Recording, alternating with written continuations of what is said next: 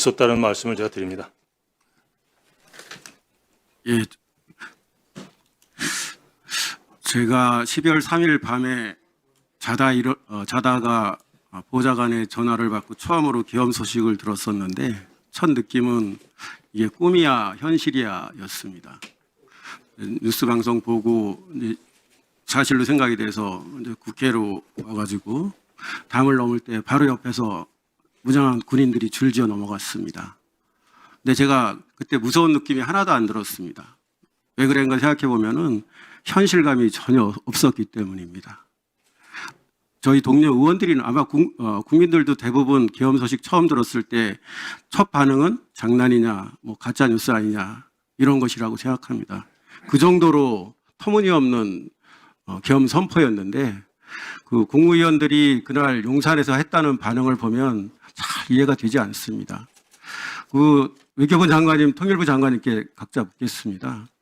그 계엄을 선포하는 거는 외교 안보 문제에 큰 어려움이 생긴다. 미국과의 관계가 어려워진다. 그런 말씀하셨다는데 계엄 선포 자체가 헌법 위반이다. 법률 위반이다. 그런 거 지적은 안 하셨습니까? 70여 년간 대한민국이 쌓아온 성취를 무너뜨린다는 말은 다 포함되어 있는 말씀 아닙니까? 위원님, 비상계엄 요건이 안 되잖아요. 다 누구나 온 국민 누구나 다 알 수 있는 건데 그건 기본적인 고려사항 아니겠습니까? 그래서 대통령께 이 계엄을 선포하면은 이건 헌법 위반 행위다 또는 계엄법 위반이다 법률 위반이다 이런 거 지적하신 분은 아무도 없어요? 저는 제가 드린 일련의 말씀에 다 그것이 예, 저 포함되어 있습니다. 통일부 장관님 네. 그냥 외교 안보 북한 문제만 걱정이 된다고 그렇게 말씀하셨어요? 이게 법 위반이다 헌법 위반이다 그런 얘기는 안 하셨어요?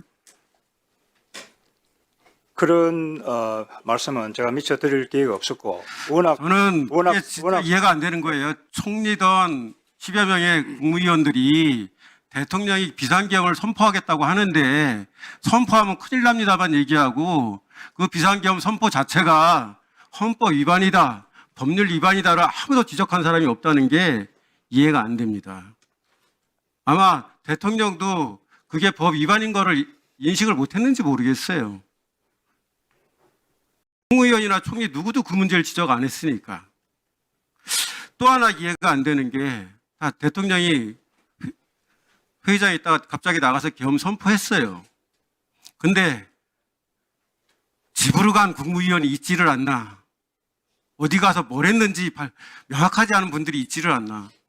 적어도 그런 상황에서는 대통령이 그렇게 그런 무모한 행위를 했으면 총리나 장관들이 모여서 어떻게 해야 될지를 수기한다든지 그런 조치가 있어야 되는 거 아닙니까? 네, 통일부 장관님, 네. 댁으로 가셨다고요?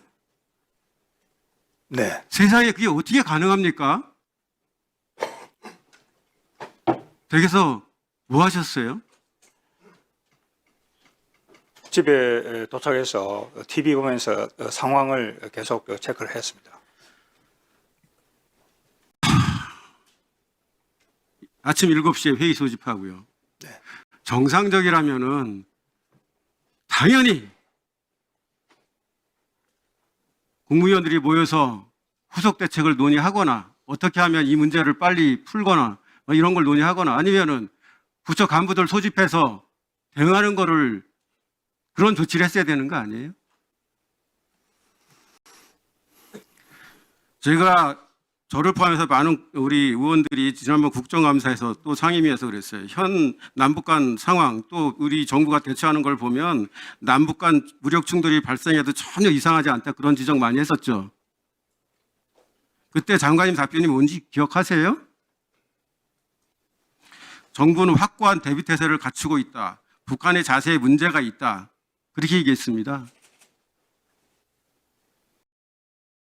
그러니 통일부 장관님, 통일부가 그동안 해온 게 정말 계엄 선포 요건 충족시키기 위해서 해왔던 거 아닌가 하는 의심이 들 수밖에 없는 거예요. 어떤 사람 저한테 그러더라고요. 윤석열 대통령이 비상계엄 선포해서 다행이라고. 너무 황당해서 왜냐 그랬더니 만약 비상계엄 선포 안 해가지고 지금처럼 탄핵 안 당했으면은 남북 간에 전쟁 났을지도 모르겠다고 지금 대통령이 그간 한 얘기들을 보면 북한과 무력 충돌, 전쟁도 불사할 정도의 그런 성장 아니겠습니까? 거기에 통일을 일조한 거고. 그렇지는 않습니다. 그렇지만 다시 한번 송구하다는 말씀을 드립니다. 다음은 한정희 의원님 질의하시기 바랍니다.